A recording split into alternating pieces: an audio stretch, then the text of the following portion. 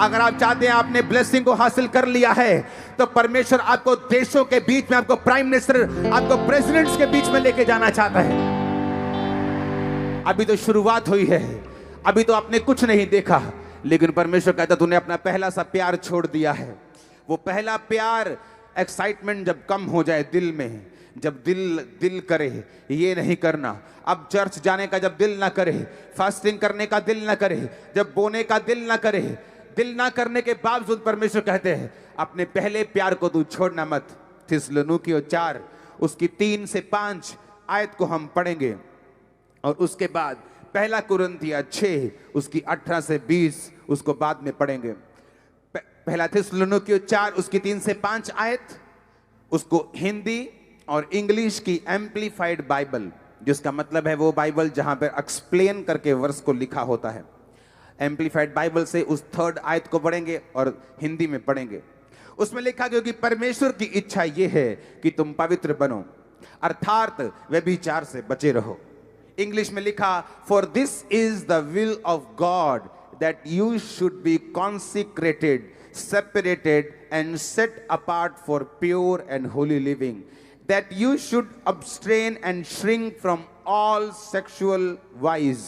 परमेश्वर ने कहा कि ये खुदाबंद की इच्छा है कि तुम कॉन्सिक्रेटेड, जिस तरह से पुराने नियम में याजकों को उनको अभिषेक कर दिया जाता था और फिर वो याजक अलग ताई की जिंदगी जीते थे। महायाजकों को जब अभिषेक किया जाता था तो उनको ये अधिकार नहीं था कि वो चाहे उनका कितना भी करीबी मर जाए उसकी लोथ को छुएं, या वहां पर अपने कपड़ों को उखाड़ें या फाड़ें या अपने बालों को बिखार कर रोएं। जो याजकों का जब अभिषेक होता था तो उनको ये इंस्ट्रक्शन थी कि तुम अपने माता पिता बहन भाई के मरने पर तो जा सकते हो, लेकिन अपने निकट रिश्तेदारों के मरने पर भी तुम नहीं जा सकते, क्योंकि तुमको अलग ताई की जिंदगी जीनी है, तुमको पवित्रताई की जिंदगी जीनी है। You should be consecrated, separated and set apart for pure and Holi living, कि तुम होली लिविंग के लिए, पवित्रताई की जिंदगी और प्योरिटी की जिंदगी के लिए, शुद्धता की जिंदगी के लिए अपने आप को अलग ताई में रखोगे, अपने आप को सेपरेट रखोगे, तुम अपने आप को कॉन्सिक्रेटेड रखोगे, क्योंकि ये परमेश्वर की विल है, ये परमेश्वर की इच्छा है। जिस तरह से एक संसारिक बाप जब मरने वाला होता है तो विल लिख कर जाता है कि मेरी कितनी प्रॉपर्टी मेरे किस बच्चे को मिलेगी, उसी तरह परमेश्वर की विल है, लेकिन परमेश्वर जीवित है, हमारे बीच में है, लेकिन उसकी विल है, उसकी इच्छा है, उसकी आपके लिए मंशा ये है कि आप लोग पवित्र बने, आप लोग सेट अपार्ट करें, सेपरेटेड करें, कॉन्सिक्रेटेड करें, एक पवित्रताई की और एक प्योरिटी की जिंदगी के लिए, और व्यभिचार से, हर तरह के सेक्सुअल पाप से आप बचे रहें। तुम में से हर एक पवित्रता और आदर के साथ अपनी पत्नी को प्राप्त करना जाने। उसमें लिखा, जब हम 5 आयत को पढ़ते हैं, और ये काम अभिलाषा से नहीं, ना उन जातियों के समान जो परमेश्वर को नहीं जानती। पहला कुरिन्थियों 6 उसकी 18 से 20 आयत में लिखा, व्यभिचार से बचे रहो। जितने अन्य पाप मनुष्य करता है वह देह के बाहर हैं, परंतु व्यभिचार करने वाला अपनी ही देह के विरुद्ध पाप करता है। क्या तुम नहीं जानते तुम्हारी देह पवित्र आत्मा का घर है जो तुम में बसा हुआ है। बाइबल कहती है जब तुम वेश्या के साथ एक तन होते हो, जब तुम उसके साथ सोते हो तुम एक हो जाते हो। बाइबल कहती हर तरह का पाप तुम्हारी देह से बाहर है, लेकिन व्यभिचार करने वाला अपने शरीर के विरुद्ध, अपनी बॉडी के विरुद्ध, अपने अंगों के विरुद्ध पाप करता है, क्योंकि तुम्हारा शरीर पवित्र आत्मा के रहने का स्थान है। तुम्हारा शरीर पवित्र आत्मा का घर है, क्योंकि वो तुम में बसा हुआ है। बाइबल कहती है कि अपनी पत्नी के अलावा अगर तुम शादीशुदा हो, तुम किसी के साथ भी, चाहे वो तुम्हारी एंगेजमेंट हुई हो, चाहे वो तुम्हारी कोई भी हो, तुम सेक्सुअल रिलेशनशिप नहीं रख सकते। तुम्हें पवित्रताई में ही रहना होगा, क्योंकि ये परमेश्वर की इच्छा है कि तुम अलगताई में, सेपरेटेड, सेट अपार्ट, प्योर, शुद्धता और होली लिविंग के लिए, पवित्रताई की जिंदगी के लिए तुम रह सको। बाइबल कहती है व्यभिचार करने वाला व्यक्ति एक ये ऐसा पाप है जो अपने ही शरीर के विरुद्ध किया जाता है। ये एक ऐसा गुनाह है जो गुनाह एक व्यक्ति को गंभीर रूप से बीमार कर सकता है। हर एक बीमार व्यक्ति जरूरी नहीं है कि व्यभिचार की वजह से ही बीमार हो। वो परीक्षा की वजह से हो सकता है, संसारिक कारणों की वजह से हो सकता है, गलत डाइट की वजह से हो सकता है, पाप की वजह से हो सकता है, शैतानी अटैक की वजह से हो सकता है, परीक्षा की वजह से हो सकता है, पाप की वजह से भी हो सकता है। बाइबल कहती है जो ये पाप करते हैं व्यभिचार, वो अपने ही शरीर के विरुद्ध, अपनी ही बॉडी के विरुद्ध पाप करते हैं। हालेलुया। व्यभिचार से बचे रहो। पहला कुरिन्थियों 6 उसकी 18, क्योंकि जितने मनुष्य पाप करता है अन्य पाप, वो देह से बाहर हैं, वो शरीर से बाहर हैं, परंतु व्यभिचार करने वाला अपने ही शरीर के विरुद्ध पाप करता है। बाइबल कहती है पहला थिस्सलुनीकियों 4 उसकी 4 आयत, तुम में से हर एक पवित्रता और आदर के साथ अपनी पत्नी को प्राप्त करना जाने। परमेश्वर ने आपको ये बोला है, अपनी पत्नी अपने पति के अलावा अगर तुम्हारा संबंध किसी भी औरत के साथ है तो बाइबल कहती है तुम अपने शरीर के विरुद्ध पाप कर रहे हो। बाइबल कहती है ये पाप तुम्हारा आत्मिक भी है जो तुम्हें नरक में लेके जा सकता है, और ये ऐसा पाप है जिससे तुम शारीरिक रूप से भी एक बड़ी दुर्घटना को इकट्ठा कर रहे हो जो कभी भी तुम्हारी जिंदगी के ऊपर आ सकती है। बाइबल कहती है जो वेश्या के साथ एक तन होता है वो उसके साथ एक हो जाता है। जब भी आप किसी के साथ गलत संबंध बनाते हैं, आप सिर्फ शारीरिक रूप से गलत संबंध नहीं बना रहे, आप आत्मिक रूप से भी उसके साथ एक हो रहे हैं। आप उसके श्रापों को भी ले रहे हैं, आप उसकी दुष्ट आत्माओं को भी ले रहे हैं, आप उसके सारी गंदगी को भी ले रहे हैं। वो सारे आत्मिक श्राप, वो सारी गंदगी जो आत्मिक उसकी जिंदगी पे है, आप वो भी अपने ऊपर, वो सारा बैड लक भी अपने ऊपर और अपने शरीर के ऊपर बीमारियों को भी ले रहे हैं। बाइबल कहती है परमेश्वर ने कहा जितने मनुष्य अन्य पाप करता है वो शरीर से बाहर हैं। आप जानते हैं पाप कई प्रकार के हैं। ऐसे बहुत से पाप हैं जो आपको नरक में नहीं लेके जाते। बाइबल कहती है बहुत से ऐसे पाप हैं जिनका फल मृत्यु नहीं। कुछ पाप ऐसे हैं जो आपको नरक तो नहीं लेके जाते लेकिन उनका असर आपकी जिंदगी पे रहता है। पर कुछ पाप ऐसे हैं जो आपको मौत की ओर लेके जाते हैं, जो आपको आत्मिक मृत्यु की ओर लेके जाते हैं। जब एक व्यक्ति आत्मिक रूप से मर जाता है वो शारीरिक रूप में कभी भी शैतान के बड़े अटैक को कभी भी अपनी जिंदगी पे देख सकता है। कभी भी शैतान उसकी लाइफ पे, उसके फाइनेंस पे अटैक कर सकता है। ऐसे बहुत से लोग हैं जिनकी लाइफ में परमेश्वर ने उसको अच्छे बिजनेस के साथ ब्लेस किया, अच्छी सेवकाइयों के साथ ब्लेस किया।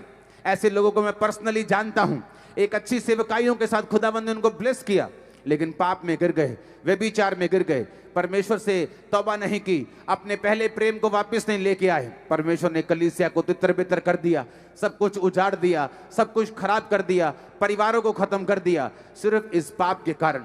बाइबल कहती है जो कोई व्यक्ति इस पाप से बचा रहेगा और मूर्ति पूजा से बचा रहेगा वो एक बड़े गंभीर पापों से बचा रहेगा और वो अपनी साल्वेशन से भी, साल्वेशन के अंदर भी बना रहेगा और परमेश्वर की ब्लेसिंग के अंदर भी बना रहेगा।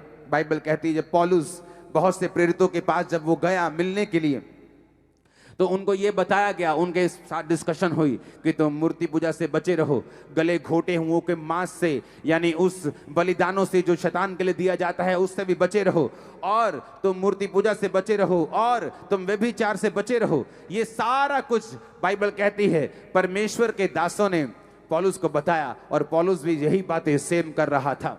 आपको ये बात ध्यान रखनी है, परमेश्वर ने कुछ बड़ा देने के लिए आपको अपने पास बुलाया है और शैतान ये बात जानता है, इसलिए वो कलीसिया को ऐसे गंभीर पापों में फंसा के रखता है ताकि जो दीवट, ताकि जो बुलाहट, जो ब्लेसिंग, जो ग्लोरी, जो महिमा परमेश्वर ने आपको देनी है वो परमेश्वर आपको कभी ना दे सके, वो आपके स्थान से हटा दी जाए।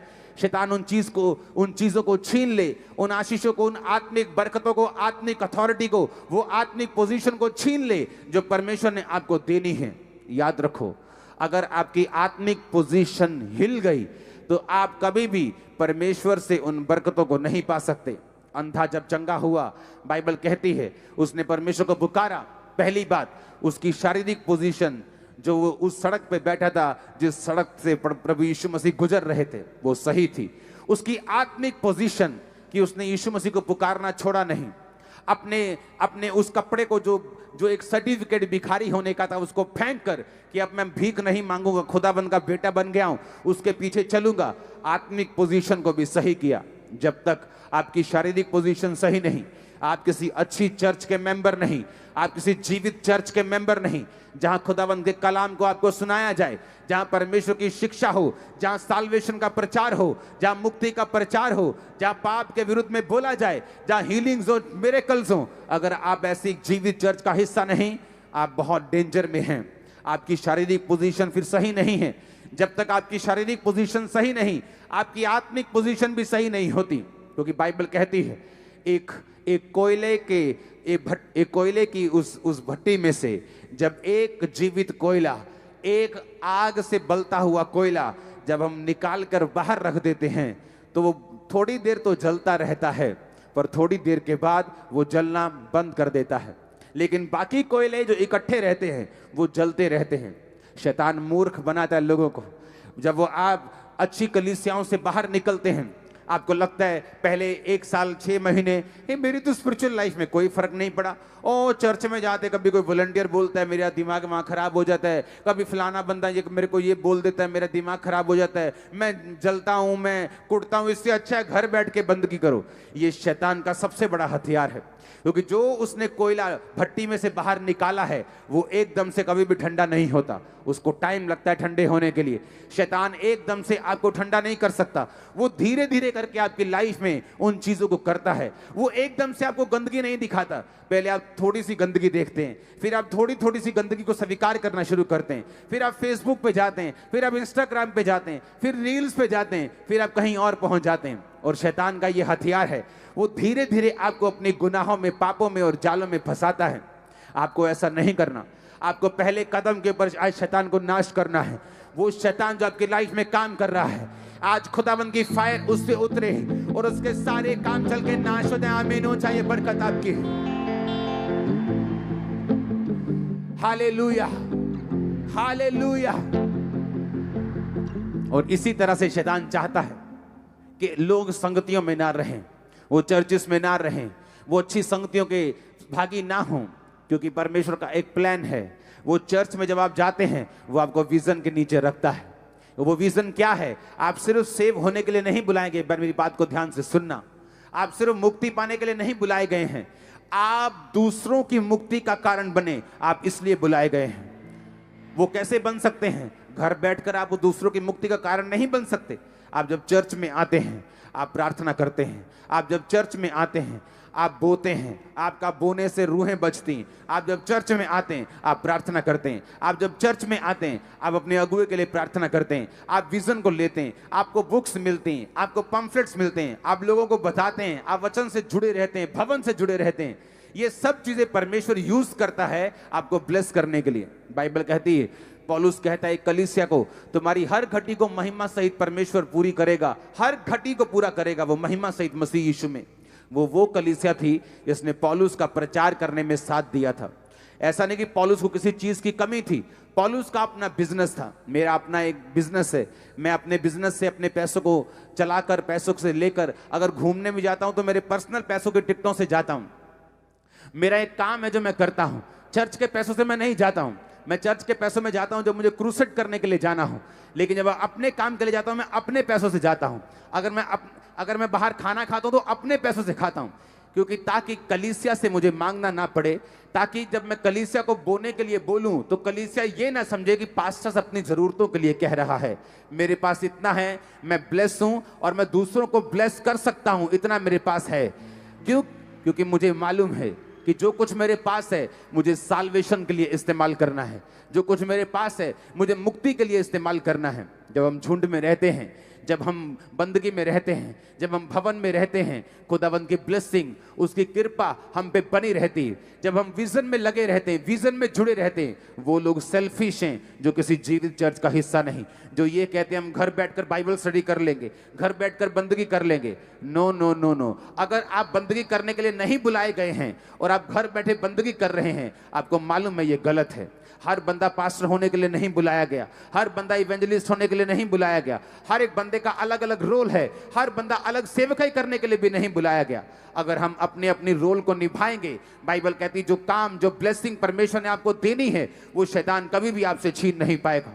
वो लोग जो आराम से मिनिस्ट्रीज में रह के ब्लेस होते हैं, उन्हीं ब्लेसिंग्स को लेने के लिए वो कितनी प्रार्थनाएं करते हैं जब अलग होते हैं, कितनी मेहनत करते हैं जब अलग होते हैं, और तब भी उस लेवल तक नहीं पहुंच पाते, कितने कितने साल। ये परमेश्वर की उनको निशानी होती कि तुम गलत जगह के ऊपर हो, तुम गलत तरीके से मेहनत कर रहे हो। परमेश्वर ने कहा तूने अपना पहला सा प्रेम छोड़ दिया है। देख तू कहां से गिरा और मन फिरा, देख तू कहां से गिरा और मन फिरा, और पहले के समान कार्य कर। आपको पहले के समान कार्य करने होंगे। आमीन, आमीन। ऊंची आवाज में बोलो आमीन। मैं जानता हूं बहुत से लोगों के जो पारिवारिक रिश्ते हैं वो थोड़े सालों के बाद खराब हो जाते हैं। फिर हस्बैंड का मुंह इधर, वाइफ का मुंह इधर। एक वॉलंटियर मेरे पास आया, उसने कहा कि मेरा जो हस्बैंड है वो अभी भी ये चाहता कि मैं उसके साथ बैठूं, टाइम स्पेंड करूं, लेकिन मुझे ये लगता है कि ये चीज़ आत्मिक नहीं है। मैंने कहा ये चीज़ आत्मिक है, अपने हस्बैंड के साथ, वाइफ के साथ समय व्यतीत करना ये आत्मिक है। अगर तुम ऐसा नहीं करोगी तो शैतान को तुम मौका दोगी। उसे लगा कि ये पास्टर इतना आत्मिक नहीं है, ये मुझे पवित्रताई से बाहर कर रहा है। थोड़े दिनों के बाद उसका हस्बैंड उसी की मोहल्ले की एक लड़की के साथ भाग गया। मैंने कहा अब बता क्या हुआ, तूने मेरी बात को नहीं सुना, जो बाइबल कहती उसे नहीं सुना। अब बता शैतान ने तेरी लाइफ में काम किया। ना तो बाइबल से ऊपर जाना है, ना तो इससे नीचे रहना है, ना तो परमेश्वर ने कहा अपने आप को इतना भी धर्मी मत बना, इतना भी तू शहद मत पी कि तू खाकर उसे उगल दे। कितने मेरी बात को समझ रहे हैं? तू मिडिल में रहना है, ना तो फैशन का अगुआ बनना है और ना ही बहुत पीछे रहना है। ऐसा ना हो कि फैशन का तू अगुआ बन जाए और लोग बिगड़ जाएं, और ना ही तू इतना बैकवर्ड हो कि जो अब की लोग हैं, जो अब का यूथ है, उसे लगे कि ये बहुत बैकवर्ड है, इसको हम फॉलो नहीं कर सकते। तूने बीच में रहना है। आमीन। जब आप वापिस जाएंगे, आज हर एक व्यक्ति को व्हाइट कपड़े पहने हुए जब आप देखेंगे, 99.99% व्यक्ति व्हाइट कपड़े डाल के आए, आप जब देखेंगे एक बड़ी भीड़ को, आपको ये दर्शन समझ आएगा कि वो स्वर्ग में जहां बड़ी भीड़ होगी, क्या मैं उस भीड़ में हूं या नहीं हूं? क्या वो व्यभिचार, क्या वो गलत काम, क्या वो मूर्तियों को पूजना, क्या वो ऐसा काम जो बाइबल के विरुद्ध में है, क्या वो मैं करके कहीं उस भीड़ का, जो बड़ी भीड़ बाइबल में लिखी है स्वर्ग में होगी, क्या मैं उसका हिस्सा हूं? क्या मैं परमेश्वर के भवन में होऊंगा? क्या मैंने मुक्ति प्राप्त कर ली है? ये आपको सोचने के ऊपर मजबूर करेगी। और मैं आपको फिर से बताता हूं, मैं आपको न्योता देता हूं, मैं आपको इनवाइट करता हूं परमेश्वर के साथ पहले प्यार को फिर से स्थापित करने के लिए अपनी जिंदगी में। हालेलुया। आपके परिवार में भी कई बार ऐसा ही होता है, आपके बच्चों के साथ, आपके वाइफ, आपके हस्बैंड के साथ, आपके माता पिता के साथ। कई बार आपका दिल नहीं करता तो भी समय व्यतीत करिए, क्योंकि आप जब प्रैक्टिकली समय व्यतीत करेंगे अपने बच्चों से, आप जब प्रैक्टिकली, चाहे आपका दिल ना करे, आप उस समय को व्यतीत करते जाएंगे, आप देखेंगे वो प्यार कभी कम नहीं होगा आपके परिवार में एक दूसरे के साथ। क्योंकि आपकी निगाह में जो प्यार है वो एक फीलिंग है कि पहले साल फीलिंग बड़ी अच्छी थी, दूसरे साल कम हो गई, अब वाइफ उधर, बेटा उधर, बेटी उधर, वो उधर। ऐसा नहीं है, हम फीलिंग से चलने वाले लोग नहीं हैं। जब आप बैठे रहेंगे, समय को व्यतीत करते रहेंगे, वो सब कुछ वापस आ जाएगा जो पहले होता था। मैं आज आपके टूटे परिवारों को जुड़ता हुआ, टूटे परमेश्वर के साथ संबंधों को जुड़ता हुआ, आपके पहले प्यार को वापस आता हुआ देख रहा हूं। आमीन हो जा। हालेलुया। परमेश्वर आपको ऐसा कोई काम नहीं कहेंगे जो आपकी सोच से परे हो। आप अपनी फीलिंग पे काबू नहीं कर सकते। आपका दिमाग इधर जा सकता है, उधर जा सकता है, लेकिन आप अपने कर्मों के ऊपर काबू कर सकते हैं। आप अपनी फीलिंग को तो वैसा शायद ना कर सकते कि जो फील मुझे पहले साल परमेश्वर में होता था वो नहीं हो रहा, आप शायद ऐसा ना कर पाए। लेकिन पहले साल जो आप 6 घंटे प्रार्थना करते थे, पहले साल जिस तरह की पवित्रताई को आप फॉलो करते थे, पहले साल जब आप संडे चर्च मिस नहीं करते थे, थर्सडे मिस नहीं करते थे, पहले साल जब आप उतनी फास्टिंग करते थे, आप उस चीज को वापिस ले आओ। फीलिंग पहले से वापिस आ जाएगी यीशु मसीह के नाम में। आप उस चीज को वापिस, आप कर्मों को वापिस लेके आओ जो कर्म थे आपके। आमीन। परमेश्वर आपको एक भी काम ऐसा नहीं कहता जो आप ना कर सकें, जो आपकी पहुंच से बाहर हो, जो आपकी पहुंच से जो आप कर ही नहीं सकते। परमेश्वर आपको ऐसा एक भी नहीं काम कहता। अगर वो ये कहता है अपना पहला प्रेम वापिस लेके आ, अपना फर्स्ट लव वापिस लेके आ, पहले के समान कार्य कर। अगर परमेश्वर कहता है कि तू स्मरण कर कहां से गिरा था और मन फिरा और पहले के समान काम कर, उसने ये नहीं कहा फील कर, उसने कहा पहले के समान काम कर। कि तू चर्च में रहता था, तू दरियों को साफ करता था, तू जल्दी भागता नहीं था, तू सेवा में था, तू कैमरा टीम में था, तू इस टीम में था, तू वो काम करता था। परमेश्वर ने कहा तू प्रैक्टिकली वही काम करना शुरू कर। मैं तेरी लाइफ में फिर एक बड़ा काम करने जा रहा हूं। ये प्रोफेटिक वर्ड सुन लेना ध्यान से, अपने हाथों को उठा के, कि वो जो काम पहले साल आपकी लाइफ में प्रथम काम हुआ था जब आपने पहला प्यार किया था, वो कार्य एक बड़ा, एक ऐसे लेवल का, एक अलग आपकी लाइफ में होने जा रहा है आज रात के बाद। आमीन। ऊंचे वाला चाहिए, ऊंचे वाला, एक खतरनाक ऊंचे वाला आमीन चाहिए। आमीन, आमीन, आमीन। जी आज तक की सबसे बेस्ट वाइट कपड़ों वाली मीटिंग, हाँ सबसे बेस्ट। आमीन। आज ओवरफ्लो के बाद ओवरफ्लो के बाद ओवरफ्लो, बाहर टीम टेंट पे टेंट लगाती जा रही कि हो क्या रहा है। ये बड़ी भीड़, ये वही भीड़ है जो हम स्वर्ग में एक दूसरे को देखेंगे। हाँ, हमें मालूम होगा कि ये बंदा मेरी चर्च में आता था, ये बहन मेरी चर्च की वॉलंटियर थी। आपको मालूम होगा मैंने आपको प्रीच किया, सब मालूम होगा। ऊपर एक एक काम जो हमने किया, सब ऊपर याद रहने वाला एक एक काम। आमीन। तो हमें ऊपर शर्मिंदा नहीं होना है। और याद रखो, अगर आत्मिक जिंदगी संभाल के रखेंगे, खुदाबंद के साथ पहला प्यार करेंगे, तो उसने कहा अगर मैं तुझे अपना बेटा दे सकता हूं तो आशीषें क्यों नहीं दूंगा, वीजा क्यों नहीं दूंगा, बरकत क्यों नहीं दूंगा, क्यों नहीं बढ़ाऊंगा तुझे। कारण बता, मैं तुझे क्यों आशीषित नहीं करूंगा, क्यों बच्चे नहीं दूंगा, क्यों ब्लेस नहीं करूंगा। अगर तू मेरे एक लौते बेटे यीशु मसीह में विश्वास कर सकता है और उससे पहले जैसा प्यार कर सकता है, तो मैं भी तेरे जीवन को ब्लेस कर सकता हूं। और आमीन। ऊंचे वाला चाहिए चर्च। Hallelujah, hallelujah. अब अपने फर्स्ट लव को संभाल के रखेंगे। ये मीटिंग्स आपको परमेश्वर के साथ खड़ा कर देंगी, right standing with God, righteousness में कर देंगी। हालेलुया।